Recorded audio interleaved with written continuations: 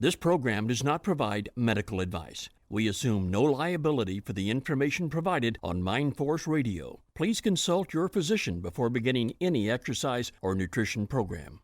Attention all serious natural lifters. Remember these two great websites, physicalculturebooks.com and webstrengthcoach.com. Write them down and visit them often. physicalculturebooks.com and webstrengthcoach.com.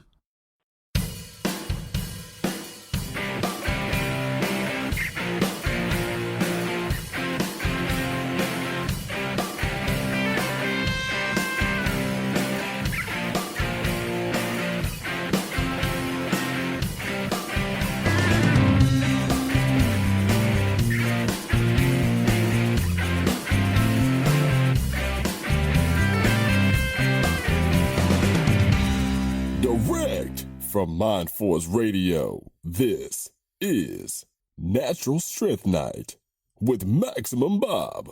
On Natural Strength Night, we don't talk about the other things Bob likes to talk about. Tonight, we only talk strength training. When I say strength training, I don't mean training like punk-ass goons in the muscle magazines who jacked up on juice, steroids, and PEDs. I mean natural strength. Strength built on good food, heavy weights, and no shortcuts. If you want to learn about real natural strength, weight training the right way, the old school way, stick around. Bob and his friends just might teach you something. He's here, the host of Natural Strength Night, Maximum Bob Whelan. Tonight our guest is Jedd Johnson. Jedd is owner of the Diesel Crew, widely recognized as a world leader in grip strength and for strength and conditioning of athletes as well. I've been Facebook friends with Jedd for several years, but I've known about Jedd for about 15 years, mainly through my good friend Dan Senadoza, who can be heard on episode 34. The night that I had Dan on my DC radio show as a guest, Jedd and the Diesel Crew flooded us with calls. Jedd is a certified strength and conditioning specialist and is a regular speaker at the Pennsylvania NSCA Clinic. He has written numerous articles on grip training, strongman training, and strength and conditioning for Straight to the Bar, the Diesel Crew, and others. Jedd is not a grip-only guy. He is whole body strong and can lift heavy. He has lifted a 400-pound Atlas stone and has put close to 350 pounds overhead. He has competed in and won many grip and strongman contests as well. He is an IronMind certified captain of Crush. He has lifted the 50-pound Blob, pinched 245-pound plates, deadlifted the Inch Replica dumbbell with one hand, bent the IronMind Red Nail, and the Fat Bastard Barbell's Grand Bastard Nail, as well as several other renowned grip feats. To contact Jedd, visit the website, dieselcrew.com. That's dieselcrew.com. Jedd, it's great to have you on the show, and welcome to Natural Strength Night. Hey, Bob, thanks a lot for having me, man. It's hard to believe that it's been close to 15 years that we talked on that radio show where you interviewed Dan. It's incredible, bro. But it's nice to look back over so many years with such fond memories. That's for sure. Yeah, I know. Time flies. It's unbelievable. And Jedd, tell us a little bit about where you grew up, and how did you get started in strength training? Sure, man. I grew up in a small town in Pennsylvania called Towanda, and it's right by the river, and all the towns are like Native American town names, pretty much. And I grew up outside of town, so I was I'd have to play by myself. I would ride bikes and I would throw a frisbee in the yard and stuff like that. So I didn't get involved in football or anything like that, really. I was pretty much a baseball player. But the one thing that caught my attention on TV was Monday Night Raw. I was hooked, and I watched it just about every single week up until current day. So probably my biggest influence in lifting or the way I was introduced to lifting and muscle and strength was through professional wrestling. And I always had a dream in my mind of becoming a professional wrestler. So I guess that's where my infatuation with muscle and strength started out. Lifting wasn't really an option as a kid. My dad didn't lift. We didn't really have any equipment. He did install a pull-up bar for me because when he was in the military, they did a lot of pull-ups and push-ups. So I did have that, and I got really good at doing push-ups and pull-ups since that is what I had access to. And then I played baseball all through my life. I played all through college for 2 years, and then I ended up hurting my arm and my groin, and that groin injury for the better part of 2 years. And finally, the writing was on the wall. I was supposed to be a pitcher at college at Mansfield University, and I really didn't pitch that much, and it was a huge time investment for being a player on the team. So instead of picking up 2 more years of my college life, I quit playing baseball, and that's when I started lifting. And mainly my goal was to get big as strong as possible in order to become a professional wrestler. And I actually sent in a tryout tape to the WWF at the time when they had their show Tough Enough. Yeah, that was my inspiration and my the fire that I had for the longest time with lifting. Were there any books or magazines that influenced you, or any people that really get you going with your training philosophy? Yeah, kind of. I guess really my first training partner was one of my best friends from high school, and he was a football player. And we would ride around town. Like back then, gas was like 99 cents a gallon, so we could just like on Friday nights, all we did was just ride around. We drove around. We found other friends to hang out with. I mean, we burnt gas all the time, but it was cheap, so it didn't really have an impact on us. And every once in a while, I remember going to the local big grocery store, and I would check out the magazine racks, and I would always go for either the wrestling magazines or the bodybuilding magazines.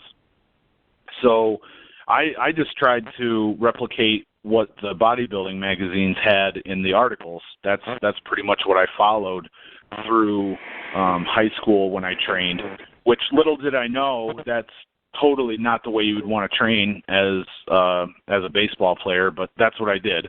I was always trying to get a big pump on, try to push a lot of weight. Didn't really do anything for like shoulder health or anything like that, which probably would have been a pretty good idea, seeing how I had to throw the ball a lot. But at some point I hurt my back, and I had to go to the chiropractor. And in 1996, I met a guy named Jim Smith, and he started working with me a little bit on training. And then I didn't see him for a while, and I think a full year of college went by. And then when I came back home, and he and I started working out together, and eventually we gradually began doing more and more of a strength training type of approach to lifting. We got into powerlifting movements and Olympic weightlifting style movements, and that's really where I got my first taste of just pure strength training, lifting with the primary objective of getting strong versus also trying to get big.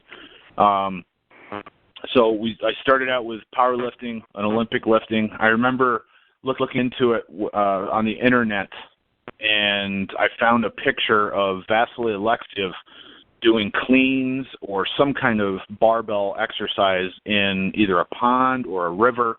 You could see he was standing in water, and there was water dripping off of the barbell and plates as he was holding it in the front rack position. And I thought, man, this dude must be just insane to want to do this. So once I saw that kind of triggered something in me where I was always interested in doing things outside of the norm after that. So, and Jim Smith was the same. We did a lot of training with bands and chains. Everything we found out about with like Westside Barbell, we started implementing all of that stuff and got really strong, really, really strong. So I'd say maybe 2001, I guess. 2001 was probably when I shifted towards a strength base. And and then by 2003 we were doing strongman contests. I really shifted pretty quickly and got pretty darn good. I won, like you said in the intro, I won several strongman contests. I haven't done any strongman contests in quite some time because I started having more and more frequent back injuries. So I got away from the strongman training, and now these days I just continue to focus on grip training. I still do a lot of strongman lifts. Like, I love training with the log. I love the Atlas stones. I'll still do that from time to time. I still squat. I still bench or deadlift, bench press, overhead lifting, all that stuff. So like the full body strength is still a very important and substantial aspect of my training, but I'm probably best known for my grip work and my feats of strength with the grip emphasis. Not only just, lifting cool things, but also running and tearing, and that's really become my passion. I still like strength and do a lot of muscle building. I have muscle building programs. Basically, man, I'll tell you, I just love working out. It's just, I absolutely love it. Like, I'm sure, like I know you do, your guests, they're passionate about it. Your listeners love it. So everybody understands what I'm talking about. If I'm unable to lift, that's it's a stressor for me. It's my stress relief to be able to lift. Plus, I'm always trying to push myself, get ready for a new contest. I enjoy training with other people, push them.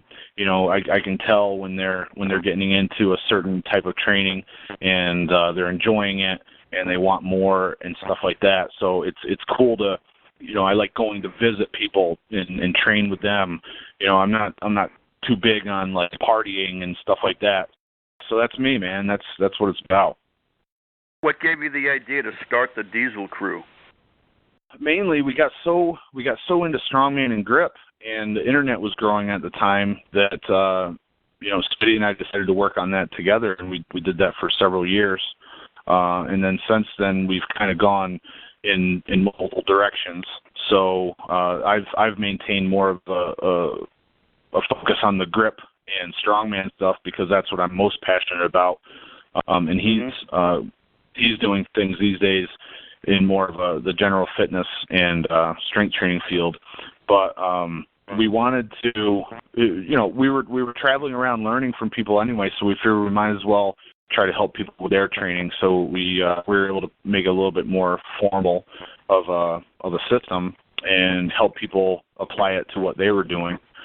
And it was a lot of fun, lots of years of doing that, and like I said, we've met a lot of people over the years. Great deal of fun. Lots of friends all over the world. Yeah, tell us a little bit about your injury prevention methods. Yeah, that's probably like, as far as like mainstream topics, that's probably what I'm known best for.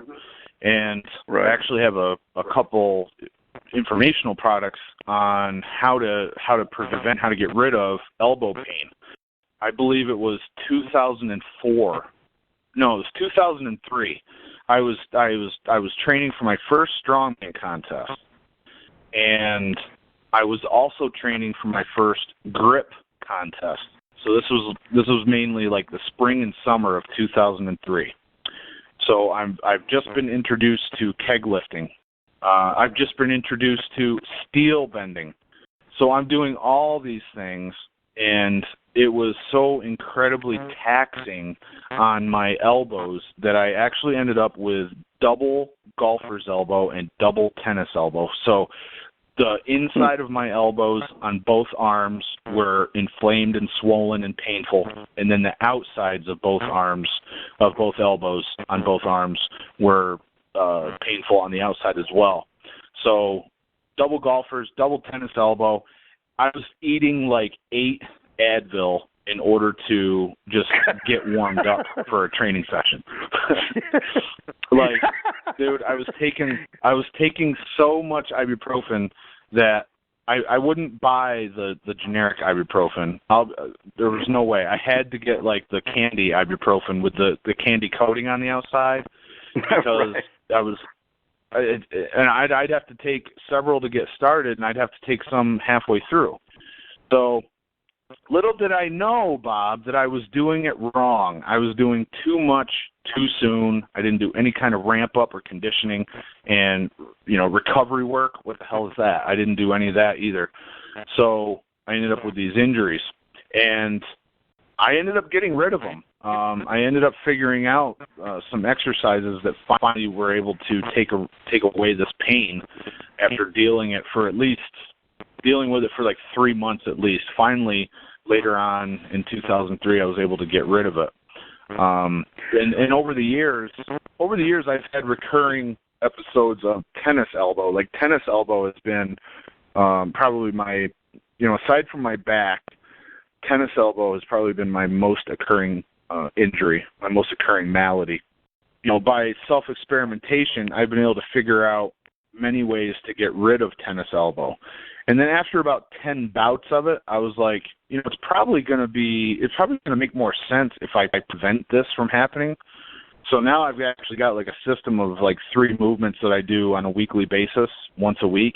And the tennis elbow, I haven't had a problem with it since, I believe, 2014, something like that. And I don't even think that was actually tennis elbow. I think I did too much weight on a reverse curl, and I think I actually might have like torn something or at least tweaked something.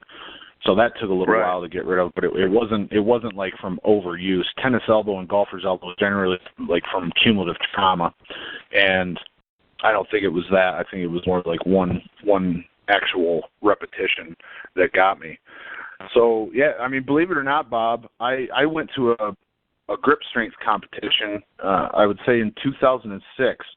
It was the Backyard Bastard Bash out in Posodum, Illinois, man. And I went there with some of the worst tennis elbow that I ever had. And when I was bending the steel bars, I executed some kind of an isometric contraction trying to get the bar to bend, and I thought I dislocated my one of the bones of my elbow, my ulna. And I think what happened is for a long time I was having elbow pain because my ulna was like slightly dislocated. And when I did that bend, it actually put it back into position, and my pain was gone from that moment on from bending in that contest. So, you never know what you're actually dealing with, and sometimes some crazy stuff is required in order to get rid of that pain. So now these days, I'm like, I don't want to deal with this anymore. So I've got 3 movements that I do on a pretty much weekly basis, and haven't had to deal with it in years. So, what's the name of the product that you sell that goes over the 3 movements that you do? Yeah, that's called Indestructible Elbows. That's available on my website. If you go to dieselcrew.com/catalog.htm, it's on there. That's where pretty much all my informational products are, and it's called Indestructible Elbows. And man, since I started doing those, I mean, like I said, it's probably been a good 8 years, 5 to 8 years since I've had tennis elbow. So, cool.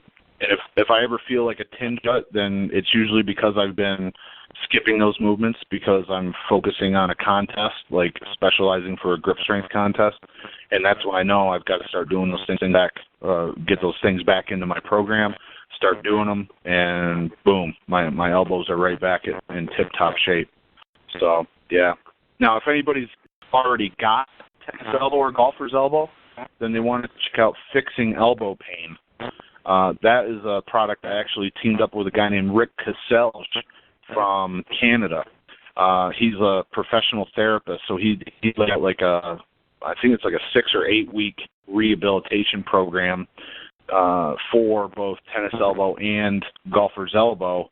And then I have a section in that product also, which is more preventive measures, and also what I call workarounds, which basically if an exercise, and some people are more sensitive to certain exercises than others, then I give workarounds or suitable replacement exercises that you can do in order to prevent that pain and injury from taking place, but also getting the same benefit that you would want from that exercise.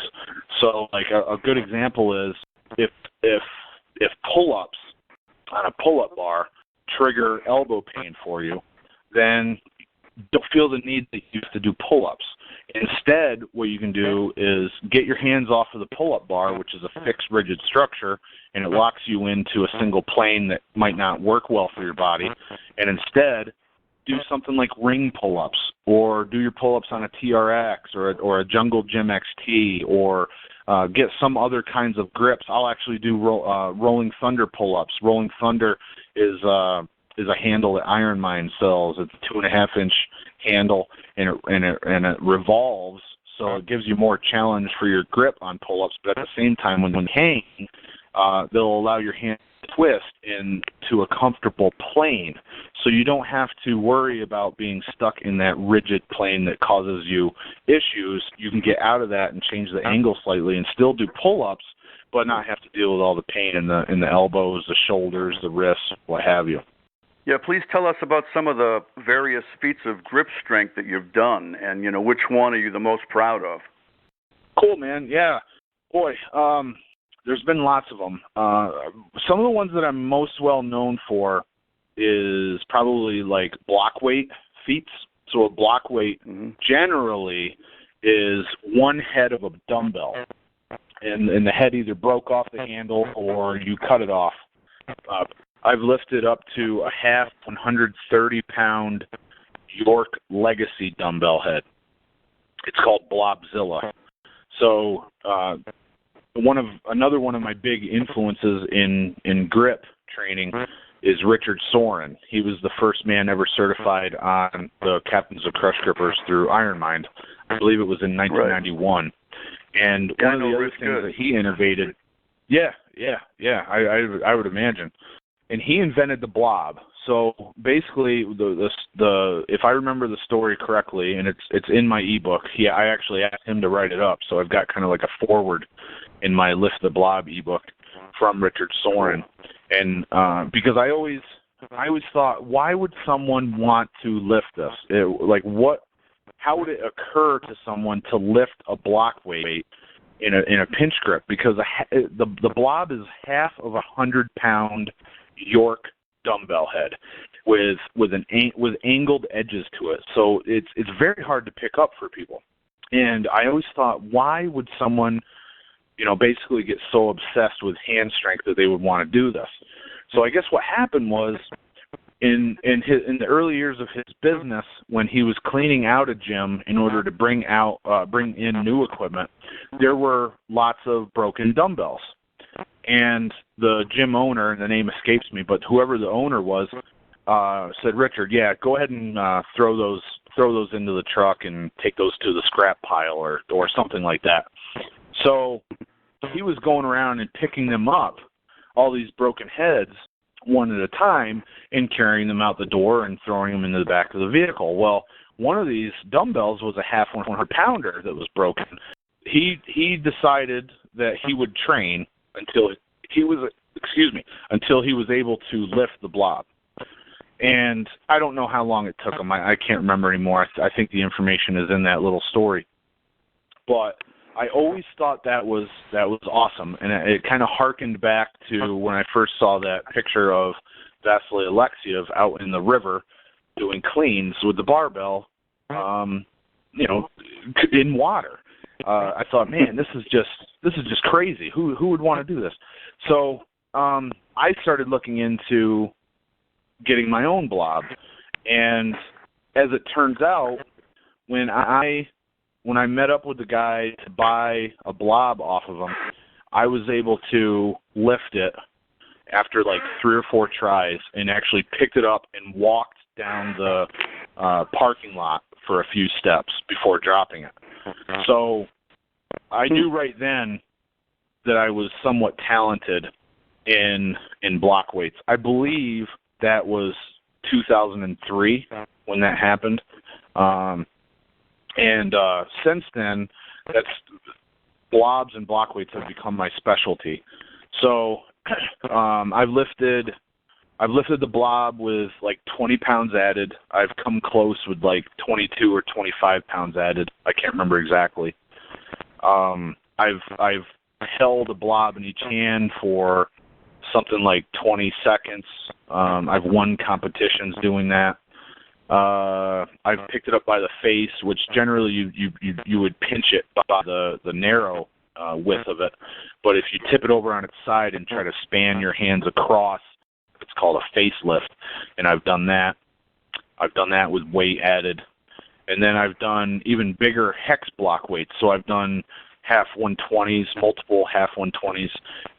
I've come close to lifting a half 120 in each hand. So generally the progression is you get it with one hand, then you train and you get it with your weaker hand, and then if you can get a pair of the same ones, you'll go in both hands. And it's actually a lot tougher to do most feats with a block weight in each hand. So that's pretty much the progression you follow. So the biggest one that I've done is the Blobzilla. It's a half 130. The shape is a little bit different from the old style York blobs. There's a side on the current legacy style York blobs that have a much flatter surface to it. So it lends itself to being able to get a little bit better grip on there.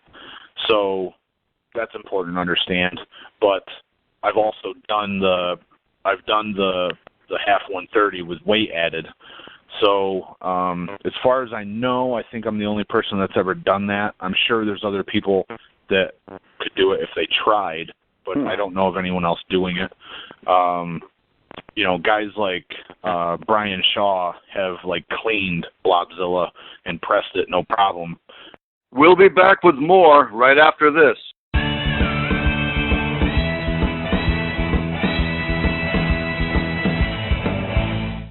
This segment brought to you by VitalNutritionStore.com. Did you know that more than 7 million Americans suffer from coronary heart disease, the most common form of heart disease? Regardless of your age or condition, adding Cardio for Life to your daily regime will dramatically improve your cardiovascular condition.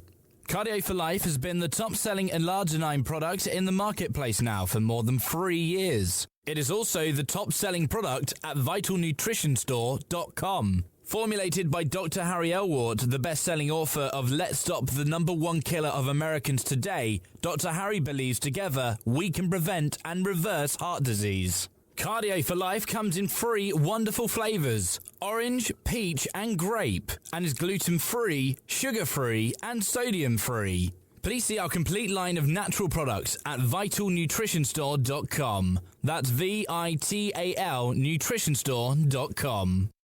Randy Roach shocked the world with the release of his first volume of Muscle, Smoke, and Mirrors several years ago. It was a masterpiece of over 500 pages with such in-depth research and detail that it was not only surprising, but shocking and mind-blowing. It was truly one of the best Iron Game history books ever written. He followed that with Volume 2, another epic book with over 700 pages of equal depth and detail. All serious Iron Game fans need to have these books. Please visit Randy's website at randyroach.ca. That's RANDYROACH.ca. Listen to how Iron Game legend and the Iron Master editor Osmo Kehaw describes the book Supernatural Strength. Have you ever wondered how much real-world experience authors have when they write books about weight training? Who is that person behind the computer? What do they really know about the Iron Game? If you picked up this book, Supernatural Strength, you have definitely come to the right place.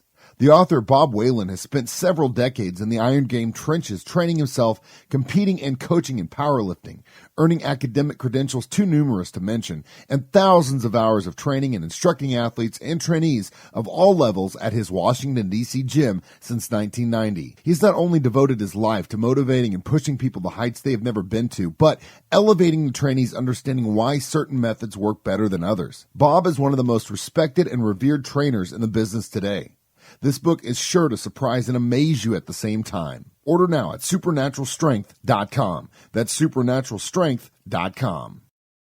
Don't you think it would be so much easier getting into shape if you had a personal coach? Just like all the celebrities do. Well, now you can. Bob Whelan of webstrengthcoach.com wants to get you out of your rut and coach you to success. He's dedicated to helping you achieve your strength and fitness goals through your hard work and his expert guidance. Bob will help you with strength training, muscle building, fitness, nutrition, and motivation. He'll make sure you achieve your maximum physical potential. You can get one-on-one training with Bob through his website, webstrengthcoach.com. He will develop a personalized program tailored to your individual needs, a program right for you. Bob will give you feedback after every workout. This is old school fitness and nutrition, no fads and no gimmicks. Bob will use proven natural techniques to make sure you are satisfied. So visit webstrengthcoach.com today and let Bob help you reach your best self. webstrengthcoach.com. Do you enjoy history without social engineering? Reading about our founding fathers? Economics from a capitalist perspective? Wisdom from modern patriots? Welcome to UncleSamBooks.com, where virtues like rugged individualism, hard work, and the American dream dominate. UncleSamBooks.com. Great books for homeschooling. UncleSamBooks.com. If you want to become as strong and muscular as possible with health in mind, and without lowering yourself to using steroids, the best advice can be found in the classic strongman books of long ago. These are the best books ever written on the subjects of strength training, weightlifting, strongman training, iron game history, and old-time physical culture. Many of them can still be found at physicalculturebooks.com. There you will find good, honest, time-tested wisdom from the great old-time strongmen. To maximize your natural muscular and strength potential, please visit physicalculturebooks.com. Listen to Ken Manny, head strength and conditioning coach at Michigan State University, describe the book Iron Nation. A masterpiece text on some of the most intriguing and compelling personal stories, iron game history, and gut-wrenching training routines ever put to paper. If you truly love hard training without all the frills of pomp and circumstance so common today, you will love Iron Nation. Written by lifters for lifters. If you love weight training, you will love Iron Nation. Order now at ironnation.com. That's IRON Nation.com. If you would like to promote your business on Mindforce Radio, we would love to hear from you. Please let us know if you are interested in a 30 or 60-second voice commercial or a banner website ad. Please contact Bob using the contact information provided on mindforceradio.com. You're listening to Natural Strength Night on Mindforce Radio.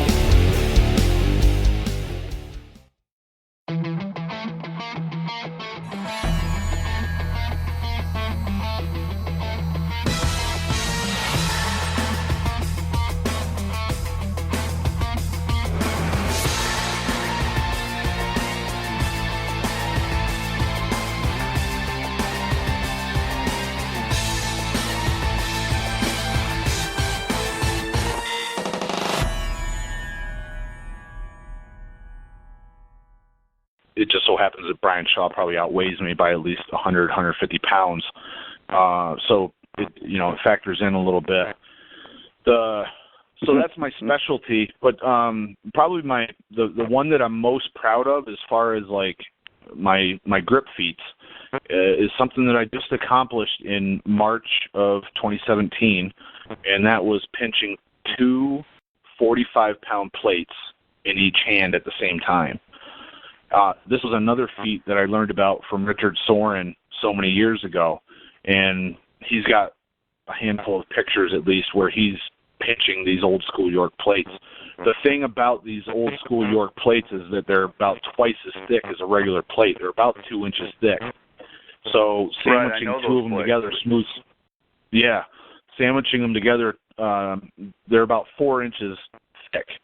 And to top all that off, the inside rim is very, very narrow.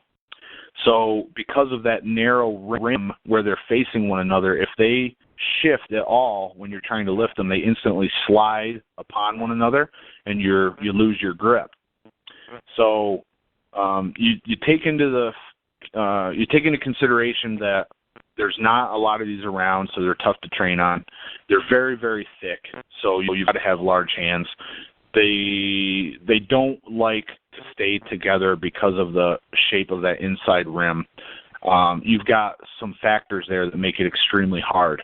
I believe there's been about 4 or 5 people that have lifted old school York plates one pair at a time in one hand at a time. Right. So there's been... You did both hands doing that at the same time? Yes, that's correct. That's amazing. The only person I know of that's even broken 2 pairs off the ground at the same time is a really good friend of mine from Georgia, Chad Woodall. Phenomenal grip athlete, and now he's a big family man, so he doesn't get around to grip competitions as much, but tremendous grip strength. I was at Summer Strong, which took place at the Sorin X headquarters down in Irmo, South Carolina, and I was MC for the event, and there were a bunch of different grip challenges going on. One of them was Chad Woodall, and he was attempting the old school Yorks, a pair in each hand, trying to pinch them to lockout. He was never successful. So, I had a set of old school Yorks back in 2004 given to me. And eventually, someplace along the way, I got another set. I can't even remember where I got the second set from. But, I trained it off and on from 2003 or 2004 until 2011. But once I saw Chad come so close, that's when I really got interested in doing it. And every so often, when I wasn't preparing for a contest, I would set them up and I would train on them. So finally, in 2013, after about almost 10 years of having a pair, I was able to pinch one pair blockout. And then from there, that was 2013. From there, it took me until March of 2017 to do one pair in each hand. And so far, there hasn't been anybody else that's been able to do it. So, you throw in the fact, dude, it's the biggest. I mean, the only thing bigger that I can really think about for me in my life is when my daughter was born. It was truly it was emotional time. I actually shut down emotionally. I broke down crying from all the years of basically utter failure for years trying to do it. And then after getting it, it was just like tears of joy. And then I couldn't train anymore. I didn't even clean anything up. I just came upstairs and had to sit down. So that's amazing. So yeah, I mean, 4 years of hard work after you did it with one hand. It's a lot of hard work. Yeah, thanks, man. Yeah, it was. When you have contests going on as frequently as I do, you're not able to put the time in that you need to in order to reach something that is, really at the pinnacle of plate pinching. So it wasn't 4 years straight of turmoil by any means, but it was peppered in there quite regularly. Whenever I had the opportunity, I was working on improving my strength and my technique on that. And yeah, it finally, I'll tell you what it was that got me motivated to finally focus on that and only that, Bob.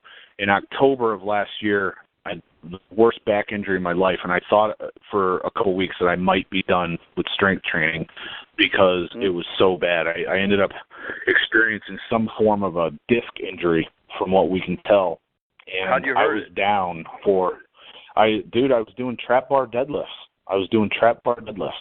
And there was some kind of shooting pain that went from my iliac crest all the way across to the opposite side. It felt like it was in my diaphragm. But probably what that was is, extreme pressure on a disc.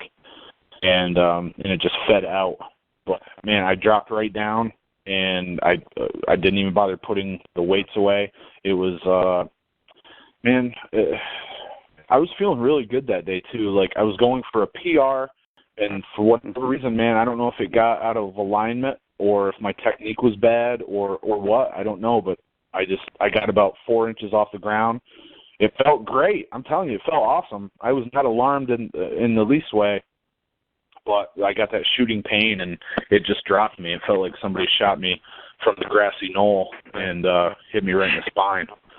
So, yeah, it was really bad. I was out for several weeks, and that's when I decided that if I'm able to get back into training, I am going to reach this feat. And I had a competition in February that I was holding here at my place, and I didn't even really train for it because I was so focused on the old school Yorks that most of my work was focused on that. So I took my normal focus that would be on a contest, and I applied that to that feat, and I think I started training for it in December. So you're looking at like 3.5 months or so. I was able to reach it once I truly focused. Hey, Jedd, we know about your website and your products, but tell us a little bit about your place, the actual gym.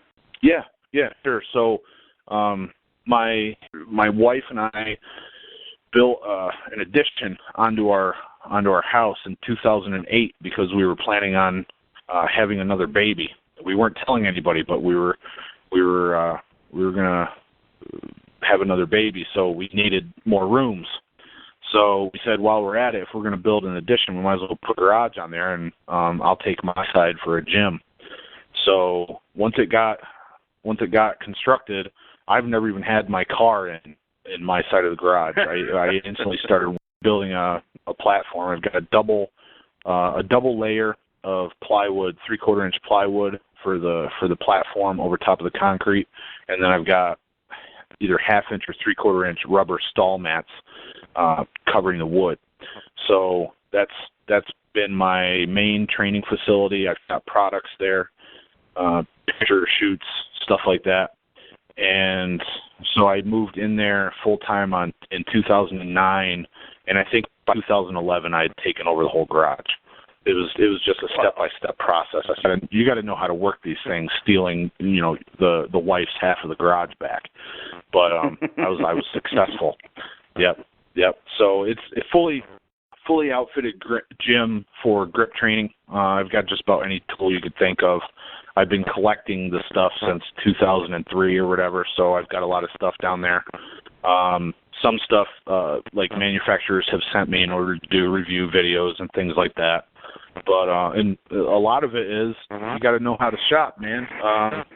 People need money for bills, and they sell an inch dumbbell. Well, you got to be ready to swoop in there and buy an inch dumbbell. Things like that. Craigslist, eBay, internet forums, Facebook. You can get good stuff in those through all those means. So I've assembled, a real artillery of grip training equipment, and it rivals probably most people's gyms, at least here in the United States. When I left D.C., I took most of my stuff down here with me, and my garage is jam-packed like a Swiss Army knife with stuff.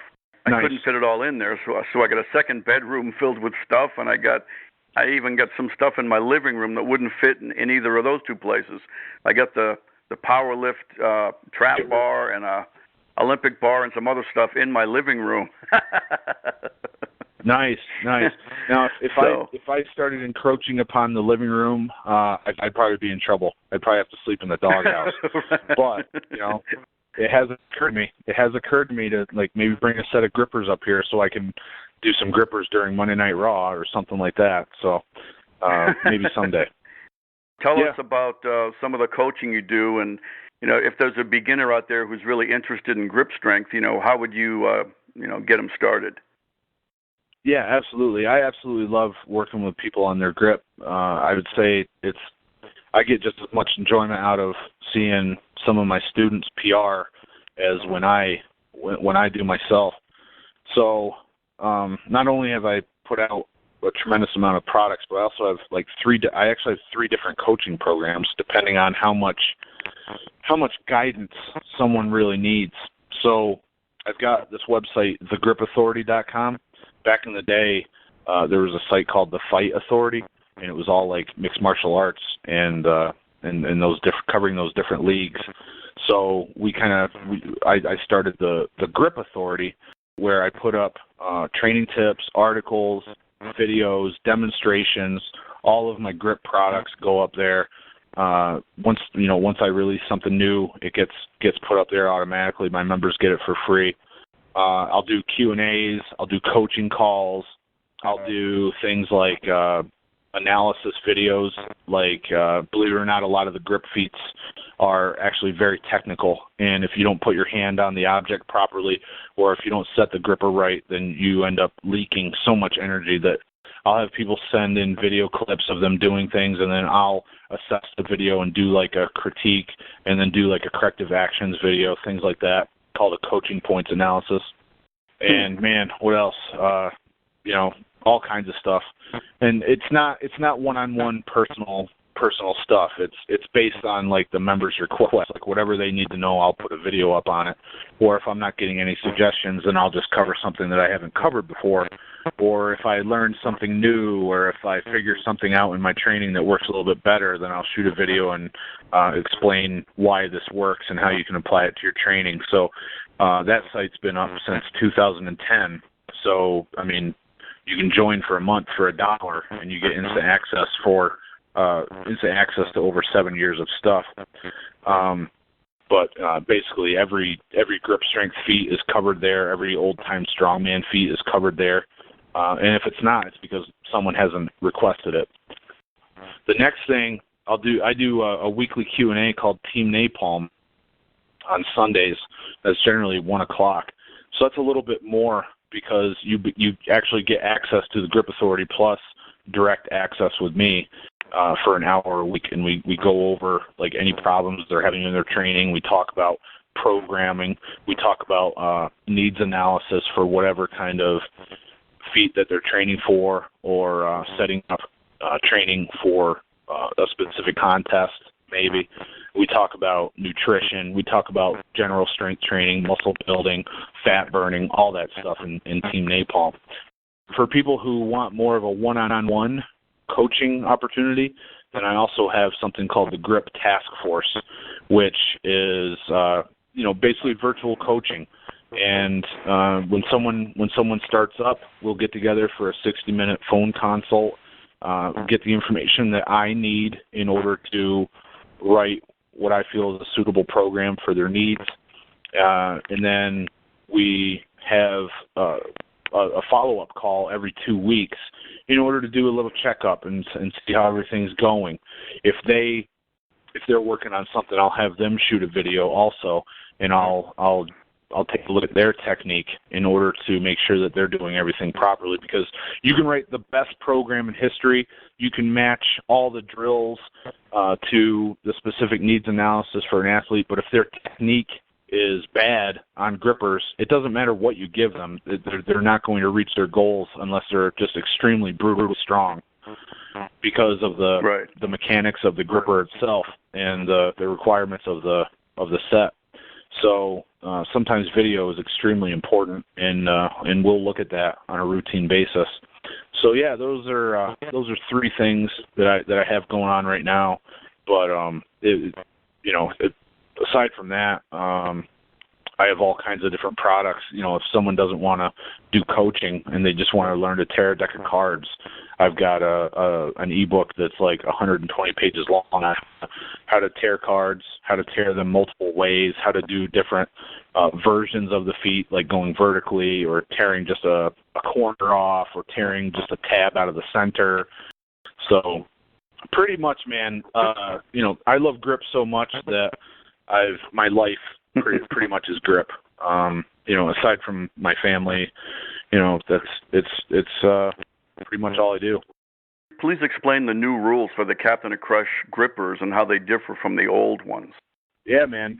I talk to people all the time, and they don't realize that in like 2004, I think, the rules changed. So a lot of times how it comes up is they'll say, hey, I saw your name on the Captains of Crush list, or hey, I heard you were a certified Captain of Crush. And I'm like, And I'll tell them, yeah, but I certified under the old rules. So I certified in 2003, and back then there was a witness that you would get assigned. You would take your number 3 gripper to the witness, and you could set it down, and then the last inch of range of motion on the close had to be clearly done with just your closing hand. And then as long as you closed it, I mean, those were the authentic conditions. These days, it's different, though. You can still pre-position the gripper and even close it a little bit with assistance from your offhand, but you have to take an IronMind credit card and pass it between the handles, and it has to fit between the handles in order to establish about a 2-inch gap, maybe a little bit larger than 2 inches, and then you can close it down. So I've trained for recertification, but it's actually usually it's something that I do from like October to December. But you know, I'd rather win competitions than specialize on grippers, because I find grippers kind of boring. So I don't get into them that much. But you already did it. You already did you did it, but there's no need to do it again, right?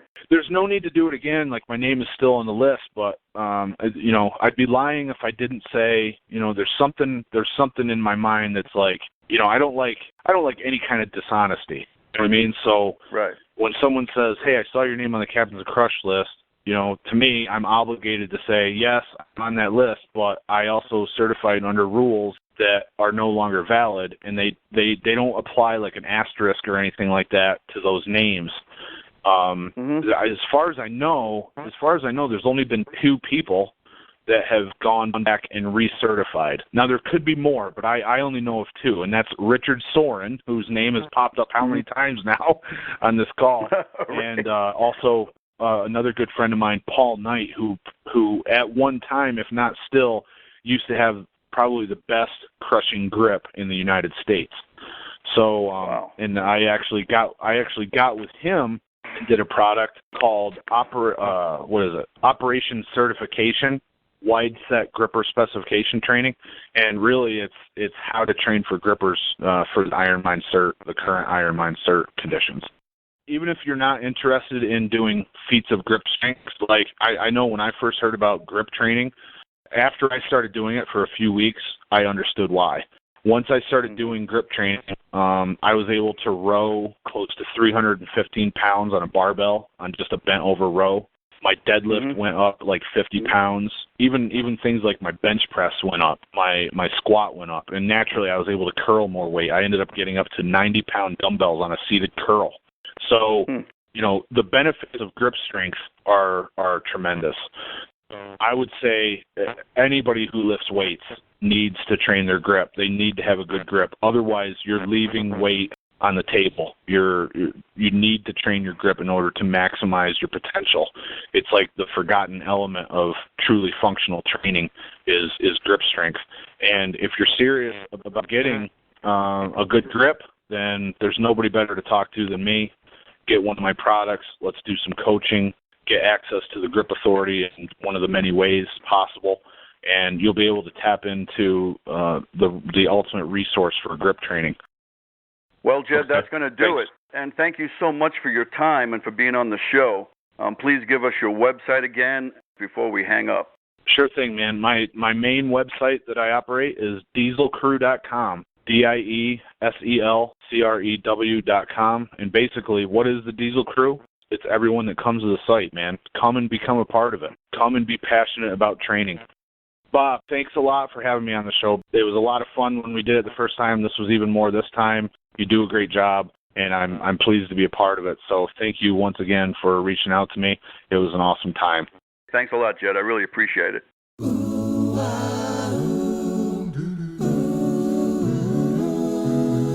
Don't be a flamingo, you have to do your squats. Don't be a flamingo, real lifters work their legs.